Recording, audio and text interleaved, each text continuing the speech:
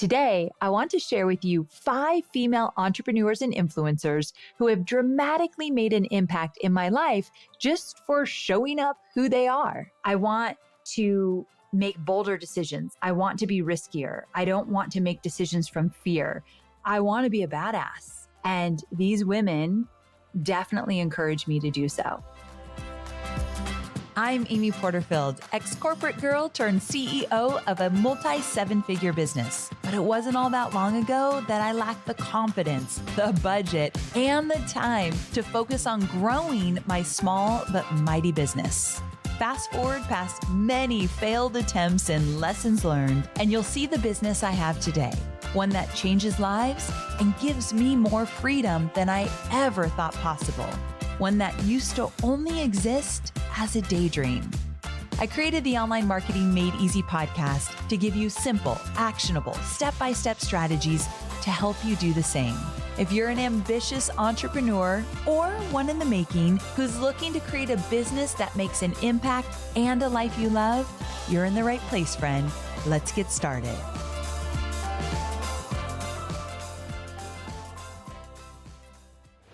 Well, hey there, friend. Welcome back to Online Marketing Made Easy. So I have a question for you. Have you ever been inspired by someone who is totally different from you? Like someone who almost makes you feel a little bit uncomfortable. Maybe you don't necessarily agree with all of their opinions. Maybe they make some moves that you wouldn't necessarily make. Maybe they show up in a way that is not really your personality, but who they are at their core, how they show up in the world, how they navigate their business or their life, it's intriguing to you. And they've got something that you feel like, if I could have a little of that, I think I could benefit from that. Have you ever been inspired by those people? I absolutely have been. I attribute a lot of my success to my ability to get uncomfortable. Listen, I don't like to be uncomfortable. I don't like to sit in the uncomfort or discomfort, but I will say it has always served me well. When I finally get through it and I look back, I'm like, I'm glad I got uncomfortable so that I could grow. I don't think there's any growth in comfort. And I think the women that I'm going to talk about today sometimes make me feel a little bit uncomfortable in all the best ways. So today, I want to share with you 5 female entrepreneurs and influencers who have dramatically made an impact in my life just for showing up who they are. I actually don't know each of these people personally. Some of them I've actually met in person and we've had conversations, but some of them I never have. And still, I learned so much from them in terms of how they show up online through their newsletter, their videos, their social media, their products, all of that. And I just want to point out that each of them are dramatically different from me. And by from me, I mean my personality is very different than theirs. And despite our differences, I'm just intrigued and they inspire me. And I use this as fuel to up level, to be a better entrepreneur. I want to make bolder decisions. I want to be riskier. I don't want to make decisions from fear. I want to be a badass in all that I do. And these women definitely encourage me to do so. What I've noticed is that when they say something that makes me, let's say, feel a little uncomfortable, it's likely because they're hitting a nerve around something where I have a weakness, something I'm scared about, maybe a lack of confidence, something I want to work on, something I just want to have that I don't have yet. I learned early on that when you feel, and I don't feel jealousy or envy about these women, but it kind of is the same feeling. When you feel jealous or envy about somebody, the best question to ask is, what do they have that you want? And so when I feel a little uncomfortable about how they navigate, how they're showing up, I believe they've got something that I could benefit from. And that's not always where, like, if you feel uncomfortable around someone, that's not always the answer. But for these women, for me, it is. That's what that means in my case. So I just want to point out, I'm just coming from my own perspective on this. Now, if I've learned anything over the last 15 years of entrepreneurship, it's that the more uncomfortable I get, the more I grow. And so I'm willing to sit in that discomfort, even though I hate it. So I just wanted to kind of bring that up, that it's okay to be inspired by and follow people that are so different than you. But I think don't just follow them. Don't just kind of listen to what they say and be like, oh, that's good, and move on. Ask yourself, what is that triggering feeling? What's coming up for you? What do you want? What do you need that this discomfort might be telling you? I just think that's a really cool way to get inspired by people that are different from you. So I want to share with you these 5 different women in the public eye who push me to be a better woman and a better entrepreneur. And again, they're women that are very different from me, especially just in personality wise. So the first one is Leila Hormozi. And if you haven't heard of her, she's a first generation Iranian entrepreneur who crossed $100 million by the age of 28. Her podcast, Build with Leila Hormozi, is one of my favorites because she shares the lessons she learned in scaling big businesses and helping her portfolio companies do the same.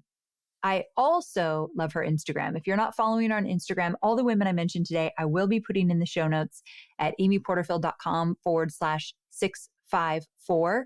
I think you should follow all these women. So her Instagram is incredibly inspiring. Now, to give you an idea of how brilliant this woman is, she is in the process of growing acquisition.com with her husband, Alex Hormozi. And it's the holding company for all her business ventures. And she's in the process of building it into a $1 billion portfolio. I have no doubt she will do this. One thing I think is really cool that I learned about her just from online is she helped Alex with his book launch. And if you know Alex Hormozi, he had a massive, very cool, unique, different type of book launch online. It felt like he went against every rule and just crushed it, every rule of book marketing. And she was really the mastermind behind it. And she'll say, I didn't know how to do a book launch. I just figured it out. I have mad respect for things like that. I think many of us need to find the courage to just do it and figure it out as we go. And she's a great example of that. So her success is one thing, but what is really so inspiring to me about Leila is that she's not afraid to show every side of her, the good, bad, and ugly. Recently, she did a post around the new year where she talked about areas where she screwed up. And then she also shared what she did right. And I want to just share a few of these just to show you just how transparent she is. She said, I did a couple deals with partners who didn't align with our values, and it sucked to clean that up. I said yes to way too much in advance, which was distracting from my most important goals. I waited too long to exit someone who was not a team fit. How many of us have done that? I cared way too much about what people thought of me, and it affected what kind of content I was willing to make and how I showed up. I tried to do way too much. I played the CEO, CFO, book launch leader all at once. She said that was very dumb of me. She forgot what season she was in until a good halfway through the year, and it felt like a setback just from past decisions that she held on to. So some of the things, she was really transparent. This is where I messed up. And then she talked about what she did right. She redid her deal box and now has amazing partners in her company, acquisition.com. She said nearly doubled our team with truly amazing people, bought our new spot in Vegas. They have a new facility for their team. And she said, I got a new face, kidding, but finally did my nose. She got a nose job after being too worried what people would say. Now, here's what I think is really special about Leila, something that those of you that might be like me can learn from. She shared her nose job online. And at first she said, I was scared about what people would think. So what she did is she got bold and she's like, screw it. I'm just going to share it. Like she went to a total opposite extreme. I'm worried about what people think. I'm going to get uncomfortable and put myself out there. So I could just let that one go and move on. And I feel as though part of her growth is doing things that might not be comfortable to her, but she also knows this is how I grow. And I see it in her every day, and I'm inspired by it. So she's a badass for sure. Next up is Lauryn Bosstick. Now, she turned her passion for beauty and wellness and non-censored advice into one of the most well-known blogs online today. You might have heard of it. It's called The Skinny Confidential. It's a massive brand now. So she started this Skinny Confidential blog back in 2013. And since then, she's transformed it into a full-fledged, not only community, but thriving empire. And she does this alongside her husband. What's interesting is Leila works with her husband, and so does Lauryn. I could never work with Hobie, nor would he ever want to work with me. Our skill sets and knowledge are vastly different, but I always think it's really cool when I see a husband and wife team that they're making it work. So the Skinny Confidential has a podcast, which has earned millions of downloads. They also have a podcast incubator called Dear Media, and it focuses on women's voices and narratives. Gabby Bernstein is under the Dear Media Network podcast. So there's a lot of them. They're incredible. And then she's released a line of skincare products and tools. I have them all. I love them all. And then on top of that, she has 2 kids and, like I said, a husband. So she's really just crushing it. What I really admire about Lauryn is how unapologetic she is and how authentic she's been in an industry that can be really superficial. So she's got this like nothing is off limits attitude. Now, I would never have that attitude. That is not me. There are topics that are off limits that I wouldn't talk about. I wouldn't talk about the sex life with my husband. She will. I won't talk about things that might be private to Hobie and I in our relationship because Hobie would rather me not. She's just going to bear it all. And I find that fascinating. I might not do it the way she does it, but I'm intrigued and inspired. And she pushes me to be a little bolder, talk about the things I might not normally talk about, build a brand that people are interested in. She has great solo episodes on her podcast, and I'll link to it in the show notes. And one of them, she was talking about how to up level. And everything she said in this episode, I was like, yes, yes. I was on the treadmill, like taking notes. Yes, yes, yes. And what I found fascinating about this episode about up leveling is she talks a lot about you got to let go what is no longer serving you, people, business decisions, things just in your life that are holding you down and keeping you stuck. You have to be brave enough to let go of them and move forward, even if it's not the most popular opinion. And I thought that was a great, great reminder. Again, she's just kind of giving you permission to go after what you want, even though it could really ruffle some feathers. She also talks about deep work a lot. And this has inspired me in terms of really giving the time, focus, and energy into strategizing, figuring things out, actually taking the time to think about them and focus on them without any distractions. She does this for her personal life and her business life. And I've been doing more deep work on Mondays where I don't have any meetings. I'm not engaging with my team on Mondays, and I'm really strategizing big picture and sometimes the smaller picture of what needs to get done to hit our goals. So if you're going to follow Lauryn, look for where she talks about deep work. And then the last thing I'll say is she inspired me to do mouth taping. And on Instagram, when I talked about mouth taping, this was a very controversial topic where you literally put tape on your mouth at night to only breathe through your nose. There's benefits like oral hygiene benefits, but for me, I'm doing it to have a better night's sleep, and it absolutely works for me. I'm just going to link to my favorite mouth tape that Lauryn encouraged me to get on Amazon. I'll link to my favorite, but you can Google mouth taping and the benefits of. Hobie's horrified that I do it, but I think it's one of the coolest things and it totally works. But I find a lot more value beyond just the mouth taping from everything Lauryn shares, but it was a really good tip that she gave me, so I had to mention it. All right, moving on. The next person I want to highlight is Codie Sanchez. So Codie is an entrepreneur, an investor, and a finance executive, and she teaches people how to earn and invest money in ways that school never taught you. This woman has made millions from buying what she calls boring businesses. Think laundromats, car washes, things like that. And she's also amassed an audience of over 3 million followers with her media company, Contrarian Thinking. She has a really good newsletter that I love reading. Jasmine Star got me hooked on it.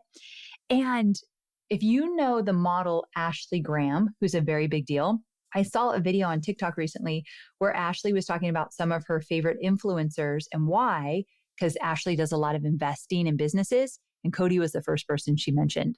I just thought that was a little bit of a cool fact.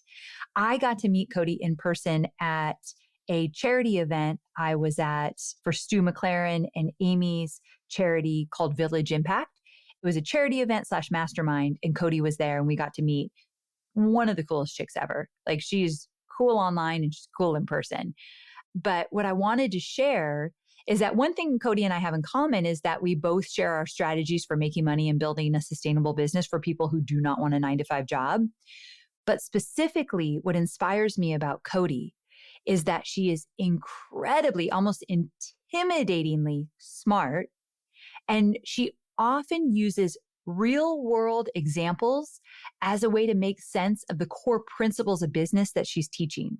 So for example, on social, she did this whole video around how brilliant Reese Witherspoon's book club is and how fascinating it is how she took this book club and parlayed it into this massive empire, production media type company.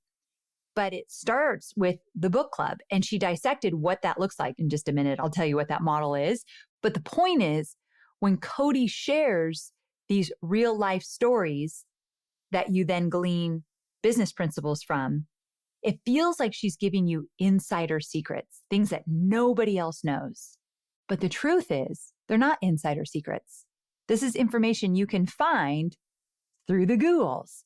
But she does the work. She does the homework. She makes sense of it. She puts it in layman's terms that we all can understand. She puts the time in to understand the strategies, the business models, and the lessons learned, and then she delivers them. And so it's like a fast track to understanding different business models and different ways that you can run your business to up level. And I don't think a lot of people do that. She's also a no BS kind of girl. I think all the women I'm mentioning today are. And so she's just going to give it to you straight. I really love her delivery. And here's what's funny. If you go see Codie online, and if you like my stuff, we are dramatically different in our communication styles. And that's one of the reasons why I'm really drawn to her. I'm just fascinated with what she's built, how she's built it, and how her mind works. So inspired by her daily. Highly recommend her newsletter. And then next up, who I was just mentioning, Reese Witherspoon. I have not met her, but we both live in Nashville. You never know. But obviously, she's an actress, doesn't need an introduction. But I don't love her because she's an actress. She's so much more than that. She is an incredibly savvy businesswoman. And you know that business model I mentioned that Codie was teaching on social media? So essentially what Codie explained is that Reese took a book club and she said to the authors of these books, hey, I'll give you part of my platform for you to talk about your book. It's completely free. And then I'd like the future rights to turn your book into a movie. She doesn't promise anything, but she said, I'd like those future rights. If I give you access to my platform, which is huge, I'd like the future rights to turn your book into a movie. So then Reese tests out which books do best. And depending on which books perform, she turns those books into a movie that makes tens or hundreds of millions of dollars in revenue. For example, one of those books is Where the Crawdads Sing. If you watched that movie, read that book, that was one of the books in the book club. I just think it's brilliant. Reese thought in a totally different way and went after something so big. It's one thing to be an amazing actress, which she is, but then she took her skills and her knowledge and she parlayed it into something totally different. And I find that really intriguing. What I do today is definitely feels like my purpose. But in 10 years, I like the idea that I could totally change it up. I could totally go in a different direction. I could build on this. I could exit this and go for something totally separate, different, unique. I don't know. But when I watch women who reinvent themselves, who up-level in ways that you didn't even expect, it's inspiring to me. And I always think if she can do it, so can I. There might be a little bit of ego there. Like I might be a little too big for my britches. Like she's Reese Witherspoon, but I allow myself to go there. If she can do it, if she figured it out, so can I. I believe in myself that much. So that is why I like to dive into content around women like Reese, because she shows me what's possible beyond what's right in front of me. And then finally, Dr. Anita Phillips. She's a trauma therapist, a life coach, and a minister, and she speaks a lot about mental health and faith and culture. Now, she has a book that recently came out. It's called The Garden Within. And let me tell you, if you haven't read it, you should. It's all about how to stop viewing your emotions as something that needs to be suppressed, managed, or mastered. If you're multitasking, come back to me. I need you to hear that. Her message in the book is to stop viewing your emotions as something that needs to be suppressed, managed, or mastered. Instead, she teaches you to embrace and nurture them. Now, if you know me, if you've listened to this podcast for a while, you know that I am extra sensitive. Things bother me more than I'd like to admit. I get my feelings hurt easily, and I'm often a little bit embarrassed or, dare I say, ashamed of how quick I feel emotions. So just yesterday, something happened in my business where I got some bad news. And the fear that came over me was just maddening. Like I just was fearful instantly. And all in one swoop, I was going to be homeless tomorrow. Like very dramatic. That is not the case, obviously. But I went to worst case scenario, totally just like went right into the fear and thought all these bad thoughts. And then I beat myself up for having that fear so quickly and getting so emotional. But what I've learned from Dr. Anita is that all those emotions are so valid. They can be so useful. And if I just sit with them, they won't last forever. And again, coming back to, I could use that fear and turn it into something productive, which is exactly what I did. And so I think her teachings have been really instrumental.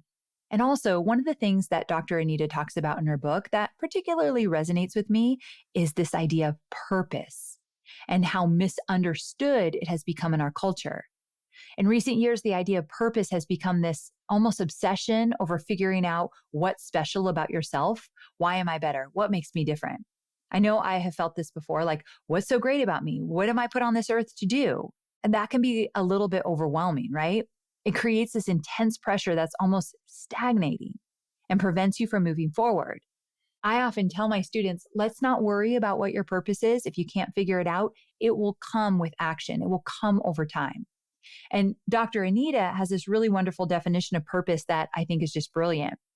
To her, purpose is about the role you play in your community.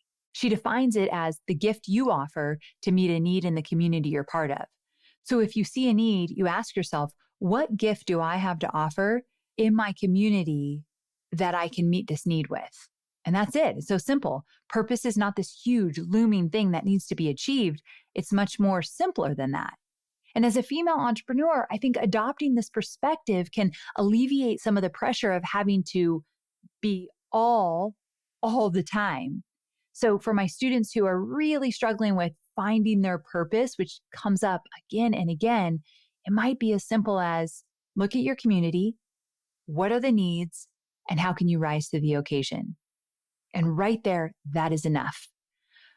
And I love that. But I think the thing I come back to more and more is just this idea that my emotions are valid and they are needed and they're not something for me to be embarrassed about or push down.